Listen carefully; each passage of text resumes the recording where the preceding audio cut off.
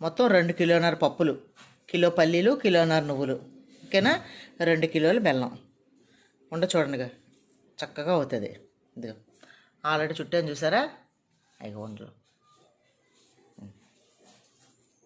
ఇలాగా చక్కగా మీరు చేసుకొని కనుక ఒక డబ్బాలో పెట్టుకుంటే ఎంత ఖర్చు అవుద్ది మొత్తం అంతా కలిపి మీకు 500 కంటే ఎక్కువ ఖర్చు అవ్వదు. కానీ 2000 రూపాయల స్వీట్ తయారవుతుంది మనకి. బయట కొని చూడండి, ఇలాంటి స్వీట్లు ఎవరైనా అమ్ముతారా? ఎక్కడ అమ్మరు. అర్థమైందా? ఇంత బలమైన ఫుడ్ ఎక్కడ అమ్మరో. ఒకవేళ అమ్మినా ఏదోటి కలుస్తూ ఉంటుంది అందులో మనకి, కలుషితం. చేసుకొని ఇలాగా ఒక గంట టైం తీసుకున్నారంటే గంటలో తయారైపోతుంది ఈ స్వీట్.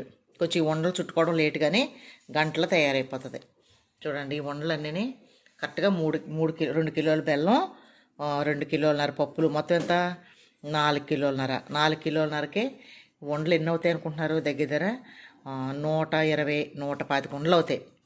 మీరు కోడిగుడ్డు సైజ్ చేసుకుంటే కనుక 110 ఎన్ని అవుతాయి, ఓకేనా. అలా చేసుకోండి. ఇంకా చిన్నవి చేసుకోవచ్చు, మరి అంత పిల్లలకి అంత పెద్దవి కూడా అక్కర్లేదు, బలమైన ఫుడ్ కాబట్టి. అయితే ఇందులో మీరు ఏం చేస్తారంటే జీడిపప్పు చెక్కు అమ్ముతారు బయట, తెలుసు కదా మనకి. ఫంక్షన్స్లో గట్టని మనకి పొడి చేసి వేస్తారు కర్రీస్లో. ఆ చెక్కు కూడా తెచ్చుకొని, ఇందులో 1 కిలో చెక్కు కూడా తెచ్చుకొని మనం శుభ్రంగా వేపేసి అది కూడా ఇందులో కలిపేసుకుంటే కనుక ఇంకొక 1/2 కిలో బెల్లం ఎక్స్ట్రా పడుతుంది. కిలోకి దానికి ఇంకొక 1/2 కిలో బెల్లం ఎక్స్ట్రా పడుతుంది. వేసుకుంటే ఇంకా మంచిది. ఓపుకుంటే బాదం పప్పు వేసుకోవచ్చు, చాలా వేసుకోవచ్చు.